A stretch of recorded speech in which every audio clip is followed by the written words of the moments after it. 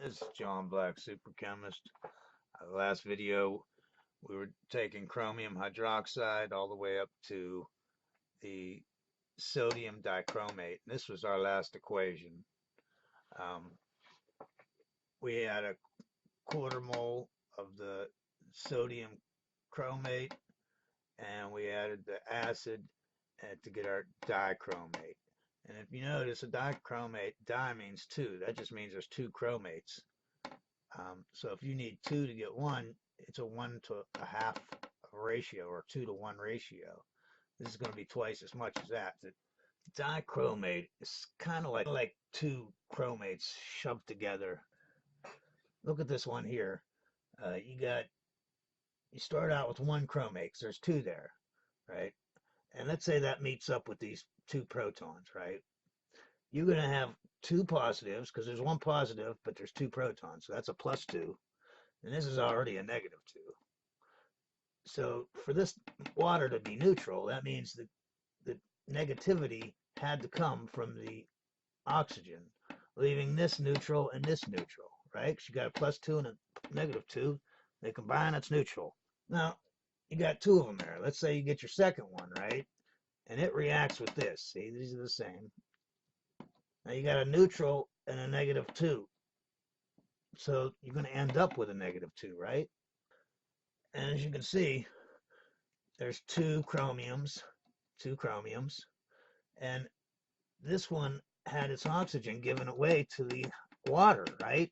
So it's only got three, but this one has 4 plus 3 is 7. See how it all works out? Now this bottom half here, I just made that up. I'm just trying to explain how this dichromate is actually two chromates. Whether it goes through this rigmarole or not, I don't know, but it looks nice and simple for you to see how this is two of these. It's just that some acid came along and swiped out one of the -2 oxygens and made some water. That's the only difference. And if you look at this formula, and you can see I have equilibrium arrows because it goes back and forth. Um, it depends on the pH, like I said. Now, if you want this to go back, if you want it shifted to the left, you would add hydroxide. If you have chromate and you want dichromate, you add acid. If you want to change it back to the chromate, right, you would add hydroxide. This would shift the equilibrium to this. And then if you want to shift it back, add some more acid. But each time you do that, the acid's also reacting with the base, and you're just building up a bunch of salt in there. So if we had a quarter mole of sodium chromate, which we did at most, uh, then at most we can only have an eighth of a mole of the sodium dichromate. So as you can see in our new equation, you got your sodium dichromate. You're going to add in some potassium chloride, and that will make your dichromate and some sodium chloride. How did I figure out how much potassium chloride to use? Well, there's 74.6 grams in a mole. This is an eighth of a mole. This gets twice as much, right? So I got an eighth of a mole because this is 1 mole divided by 8 gives me that, which is an eighth of a mole. As you can see down here, it's twice as much. So 2 times that is 18.64 grams.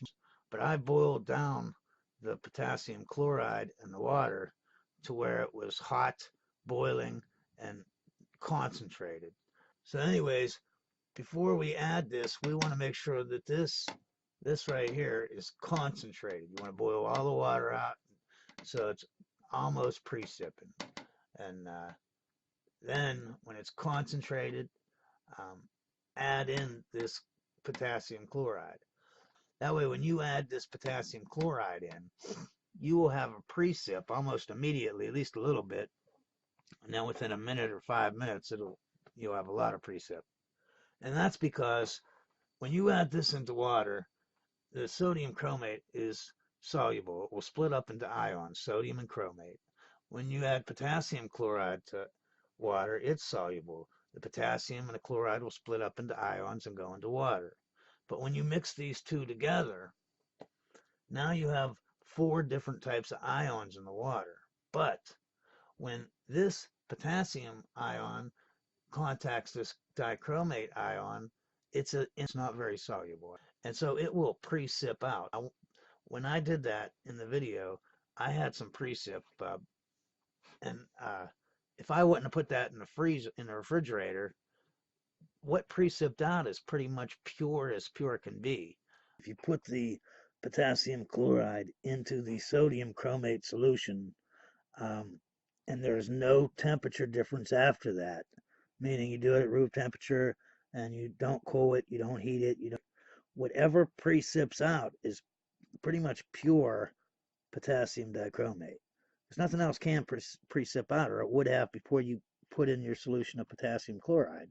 But anytime you like boil it and then put the potassium chloride in and then cool it down, now other stuff like the sodium chloride, a couple grams of that can precip out too. Now when I added my potassium chloride, the sodium dichromate was saturated, but it was at room temperature. There was nothing, no particles in it, no precip, but it was at room temperature. And I put the potassium chloride in, and almost immediately I got precip. I put it in the refrigerator, and I got 20 grams out. Now, if you want to get more on that first batch, what you really should do is I should have, when I was concentrating that sodium dichromate down, it was already nice and hot. When it was boiling hot, I should have added my potassium chloride right then and there while it was, scalding hot, almost boiling. That way, when I cooled it down, I would really get a lot of precip between, boiling and freezing compared to room temperature and cooling it down to freezing. I did 2 more crystallizations um, where I boiled it down and then let it cool and, precip some stuff out and filter it. A lot of people might just do that one time. I did it 2 times. Of course, if I would have added the potassium chloride to the sodium chromate while it was almost boiling hot and concentrated, I probably would have only crystallized it one more time after that instead of 3 times. I would have just done it twice.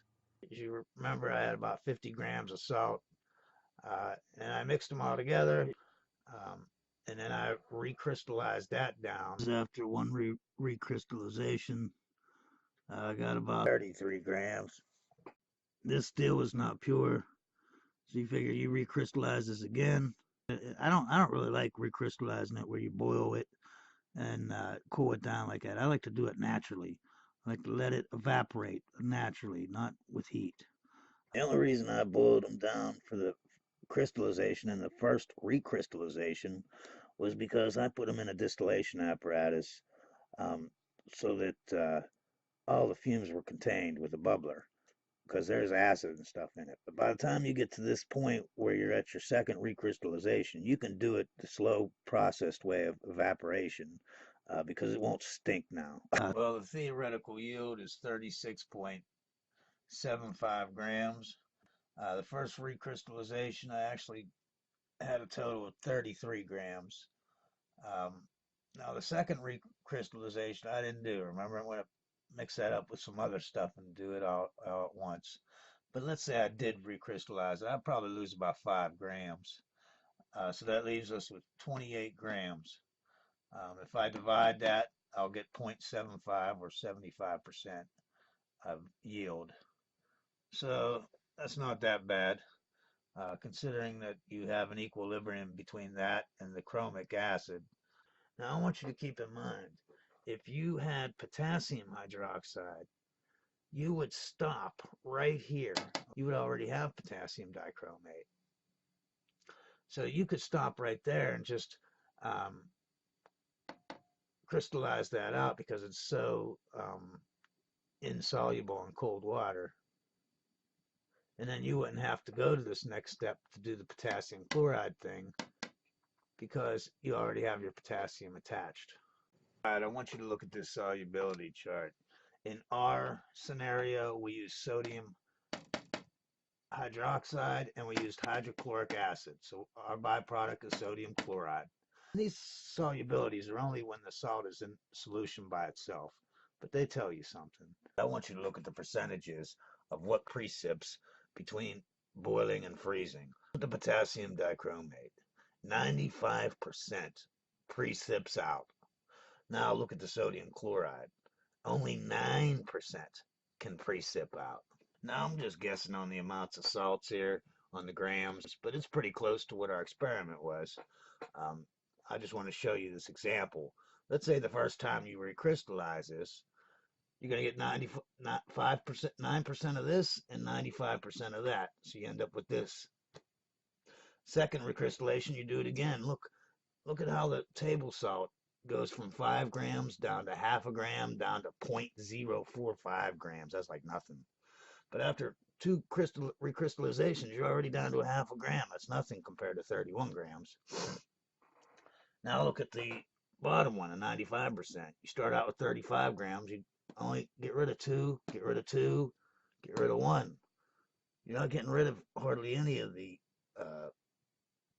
potassium dichromate.